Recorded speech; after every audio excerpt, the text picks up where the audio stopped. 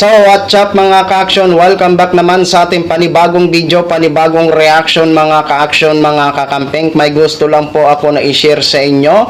Ito naman ang naging pahayag ni Harry Roque na para bang kukak ng kukak. Naman po natin, napakaingay po nito ni Roque. Pero alam natin, hanggang dyan ka na lang. Hanggang ingay ka na lang. Ito ho. Mga ka-action, mga kakamping. Para kay Atty. Harry Roque, naniniwala siya na si Mr. President Bongbong Marcos daw ang nasa likod ng impeachment. Diyos ko. Kaya sa sinabi ni Mr. President Bongbong Marcos, ito naman ang kanyang reaction. Mangiyak-ngiyak na naman ito si Atty. Harry Roque. Ito, panoorin po muna natin. Abay, sinabi niya uli, wala daw siyang kinalaman sa impeachment. At ang sabi niya, yung desisyon ng Korte Suprema, hindi naman daw inabsulto si Inday Sara sa kahit anong maling gawain. Tama naman po eh. Tama naman po ang sinabi ni Mr. President Bongbong Marcos.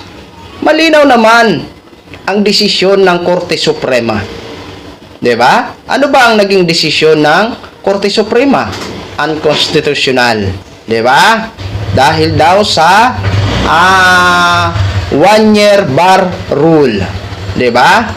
Ang naging desisyon ng Korte Suprema ay regarding po yun sa pag-file ng impeachment complaint. 'Di ba? Kaya para din sa amin na ordinaryong Pilipino, hindi pa nga absulto si Vice President Sara. 'Di ba? Tama naman ang sinabi ni Mr. President Bongbong Marcos. 'Di ba? Kaya nga gusto ho namin ng trial magkaroon ng trial. Para yan ang time ni Sara para sagutin lahat ng mga katanungan. Ngayon, doon lang mapatunayan ni Vice kung siya ay malinis ang kanyang pangalan. Di ba? So, doon lang masasabi natin na absulto na siya. Once na mapatunayan na malinis ang kanyang pangalan sa likod ng di umano na mga aligasyon laban sa kanya. Abogado ka, alam mo yan Di ba? Well, Junior, ano ka ba? Tingin mo ba kami mga tanga na maniniwala na wala kang kinalaman dun sa impeachment? Unang-unang nanguna sa pagpirma sa impeachment na labang kay VP Sara, sarili mong anak.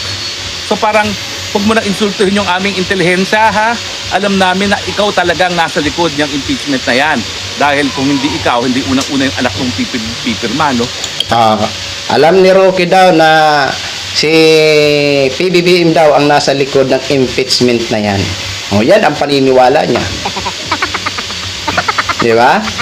Yan ang paniniwala ni Roque. At saka siyempre, yung tapang ng loob ng pinsang buo mo na si Tambaluslos na patanggal siya ay Inday Sara Duterte, kung talagang ikaw ay tumututol, hindi naman niya magpupumilit. Nagpupumilit yan dahil alam nila na gusto mo talagang matanggal din ang Inday Sara Duterte dahil gusto mo... Alam nyo, sa totoo lang, trabaho po yan ng Kongreso. Trabaho po yan ng Kamara de Representante. Diba? Wala pong pumipilit sa kanila dyan. Para po sa amin, sinunod lang nila kung ano ang nakasaad sa konstitusyon.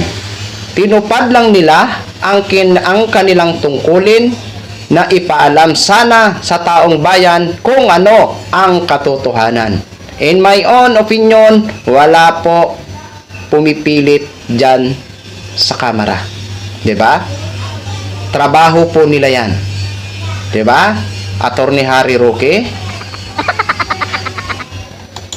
mo nga na maibalik na naman ang Marcos forever. Tigil na yan Haka-haka mo lang Marcos forever. Hindi naman sinabi ni Mr. President niya na maging forever siya dyan sa pwesto niya. Kayo lang naman ang may sabi niya, Sus Maria Josep. K.O. Sinungaling dahil nakakabusit na yan. Nakaka-insulto na. Abay, sinabi na niya uli, Di ba, mga ka-action, mga kakampi. Alam nyo, ito si Atty. Harry Roque, siguro, panay talaga siguro itong dasal ng dasal ng dasal. No? Na umalis na sa pwesto si Mr. President. Di ba?